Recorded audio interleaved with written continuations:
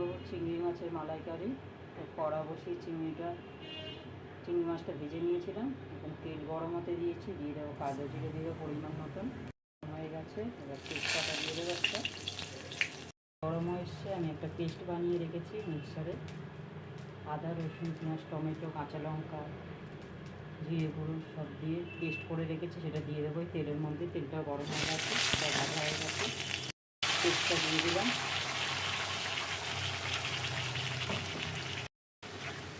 মশলাটা ভালো করে মশলাটা কষে নেবো তেলের মধ্যে। মশলাটা ভাজা হয়ে এসেছে,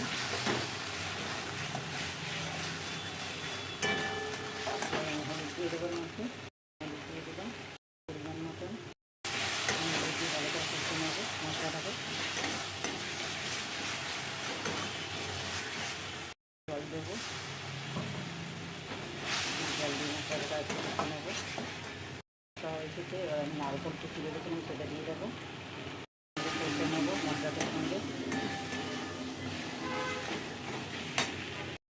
দিয়ে মশলাটাকে ভালো করে কষে নিয়েছিলাম, কষা হয়ে গেছে। এবার আমি এর মধ্যে জল দিয়ে দেবো পরিমাণ মতন। আমি জল দিয়ে দিয়েছি। এবার এটা আমি ফুটতে দেবো। ফুটে এলে চিংড়ি মাছ ভেজে রেখেছি এর মধ্যে দিয়ে দেবো। ফুটে গেছে, এবার আমি চিংড়ি মাছ ভেজে রেখেছি সেটা দিয়ে দেবো। একটু নেড়ে নিই, ভেজে রেখেছিলাম এবার দিয়ে দেবো।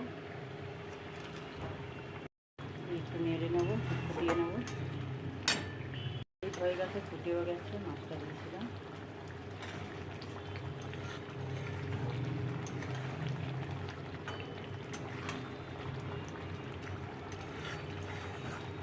এবার আমি একটা পাত্রের মধ্যে ঢেলে নেব। হয়েছে, একটা পাত্রের মধ্যে ঢেলে দিয়েছি, আমি ঢেলে নিয়েছি। সুন্দর একটা রেসিপি, এটা গ্রেভিটা বেশি করে করেছি। এবার আবার আমি নামিয়ে নেবো, অফ করে দেবো গ্যাসটা, নামিয়ে নেবো। Thank you.